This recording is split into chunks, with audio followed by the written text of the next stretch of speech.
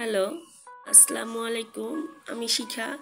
আমার channel Shikha's home টেলসে আপনাদের সবাইকে স্বাগত জানিয়ে আরেকটি নতুন ব্লগ শুরু করছি। আশা করি আপনারা সবাই ভালো আছেন। আর আমার অবস্থা তো জানেনই, আর আমার ভয়েস শুনে তো বুঝতেই পারছেন। নতুন করে আর কি বলবো, আমরা মা মেয়ে তিনজনই একসঙ্গে অসুস্থ হয়ে পড়েছি এবং এখন পর্যন্ত সম্পূর্ণ সুস্থ হয়ে উঠতে পারিনি। আমার দুই মেয়েকেই গতকাল দেখে মনে হলো যে ওরা কিছুটা সুস্থ হয়েছে। তো দুজনই স্কুল যাবে, অনেক জেদ করছিল। তো সকালবেলা আমি ওদের জন্য নাস্তা রেডি করে তারপর ওদেরকে ডাকতে গিয়েছি। ডাকার পরে দেখি বড় মেয়ে নর্মালি উঠেও রেডি হয়ে গেল, কিন্তু ছোট মেয়ের চোখ দেখি ছলছল করছে। মানে তখনও টেম্পারেচার ওরকম নেই শরীরে, কিন্তু চোখগুলো দেখে মনে হচ্ছে যে না, ওর টেম্পারেচার আবার বাড়বে। তো যে কারণে ওকে আর স্কুলে আমি নিয়ে আসি নাই, ওকে অনেক বুঝিয়ে তারপর বাসায় রেখেছি। এই যে বড় মেয়েকে স্কুলে দিয়ে এসে বাসায় বাকি কাজগুলো অফ ক্যামেরায় করে নিয়েছি একটু একটু করে। শরীর তো ভালো না, দ্রুত কাজও করতে পারছি না। তো আজকে 3 দিন পরে কিচেনে আর কি আমি রান্নার জন্য ঢুকেছি। এই 2-3 দিন শুধু জাউ ভাত এটা সেটা করে আমরা খেয়েছি। কোনো কিছু খাওয়ার মতো অবস্থায় তিনজনের কেউই ছিলাম না। তো কিচেনের যে অবস্থা হয়ে আছে, সব কিছু অগোছালো, অনেক কিছুই রিফিল করতে হবে, সেগুলো জমে আছে। তো সেই জমানো কাজগুলোই একটু একটু করে করে নিচ্ছি আর কিচেনটা গুছিয়ে ফেলছি, কারণ রান্না করতে হবে। একসঙ্গে তিনজন অসুস্থ হয়ে পড়াতে এমন অবস্থা হয়েছে যে কেউ কারো যত্ন ঠিকমতো করা যাচ্ছে না। নিজের যত্ন তো ছেড়েই দিলাম, বাচ্চাদের যত্নটুকুও ঠিকমতো করতে পারছি না। আর আমার লাস্ট সার্জারির পর থেকে একটা সমস্যা হয়, সেটা হলো আমার টেম্পারেচার বাড়লেই তখন প্রচণ্ড কাঁপুনি শুরু হয়ে যায়। দেখা যায় বাচ্চারা একদম ভয় পেয়ে যায়। তো তার মধ্যে ওরাও তো অসুস্থ। তো গত রাতে আমার টেম্পারেচার বেড়ে যাওয়াতে আর সঙ্গে এই প্রচণ্ড কাঁপুনি, ওরা তো ভয় পেয়েছেই, সারা রাত ঘুমাতে পারেনি। ওদেরও তো শরীরে টেম্পারেচার অনেক বেশি, ঠান্ডায় ওরা কম্বল টম্বল গায়ে দিয়ে ছিল। তারপরও দেখা যায় যে আমার কাঁপুনি দেখে ওরা নিজেদের গায়ের কাঁথা কম্বল দিয়ে আমাকে জড়ায়ে ধরে কখনো শুয়ে থেকেছে, কখনো বসে থেকেছে, এভাবেই সারা রাত পার করেছে। তো এই হচ্ছে আমাদের অবস্থা। একা মানুষ যারা, তাদের মানে বিপদের উপরে বিপদ।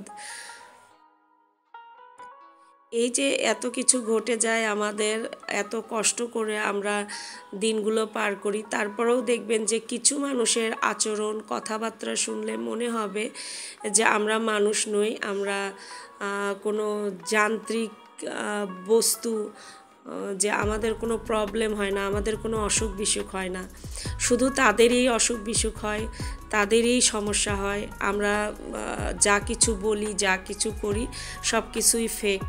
আর যত কষ্ট হচ্ছে তারাই করে, আমরা শুধু আরাম আয়েশে দিন পার করি। তো এই যে বিষাক্ত মানুষগুলো, এখন এদের জন্য আমি আল্লাহর কাছে একটাই দোয়া করি যে এদেরকে যেন আমার এবং আমার সন্তানদের আশপাশ থেকে অনেক অনেক গুণ দূরে রাখে। শুধু এদেরকেই না, এদের ছায়াও যেন আমাদের জীবনের উপর না পড়ে।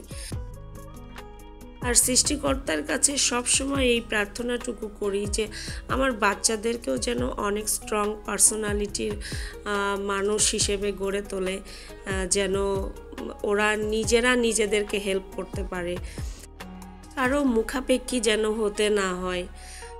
তো এই জিনিসগুলো আমি সব সময় চাই, কারণ আমি শুরু থেকে এই জীবনের শুধু আমিই না, আমার বাবা মাকেও দেখেছি এভাবে সারাটা জীবন দেখা গেছে উপকার করে গেছে, কিন্তু দিন শেষে দেখা গেছে যাদের উপকার করেছে তারাই তাদের ক্ষতি করেছে।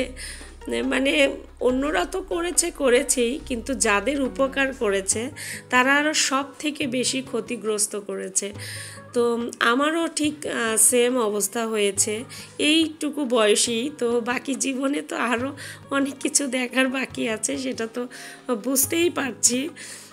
তো ওই পরিস্থিতিগুলো যেন আমার সন্তানরা ফেস না করে, ওরা যেন ভালো থাকে এবং এই জিনিসগুলো থেকে যেন ওরা দূরে থাকে। যে ভুলগুলো আমরা করেছি, আমার বাবা মা করেছে, এই ভুলগুলো যেন আমার সন্তানরা না করে। কারণ যার উপকার করবে সেই সবল দিবে, এটা 100% মানে গ্যারান্টি।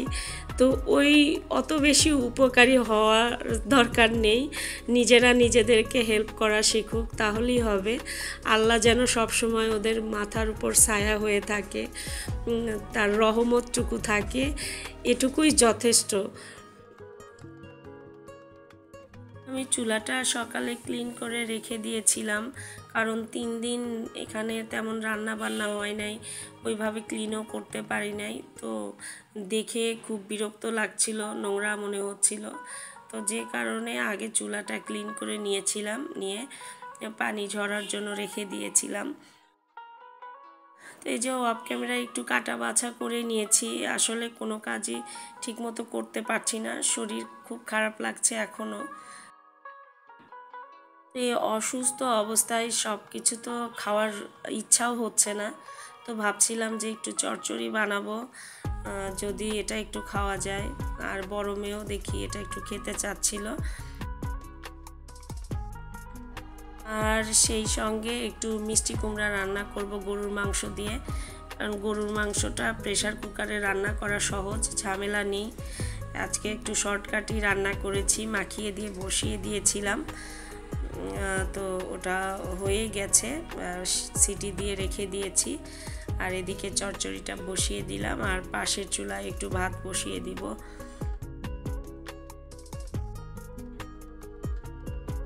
এখন একটু ফ্রিজে রাখা ধনেপাতা দিয়ে দিচ্ছি। ধনেপাতাটা দিলে ফ্লেভারটা খুব সুন্দর হয়, কারণ অসুস্থ অবস্থায় এমনিতেই কোনো খাবার খেতে ইচ্ছা করছে না ঠিকমতো। তো ভাবছি যে ফ্লেভারটা হয়তো চেঞ্জ হলে একটু ভালো লাগবে।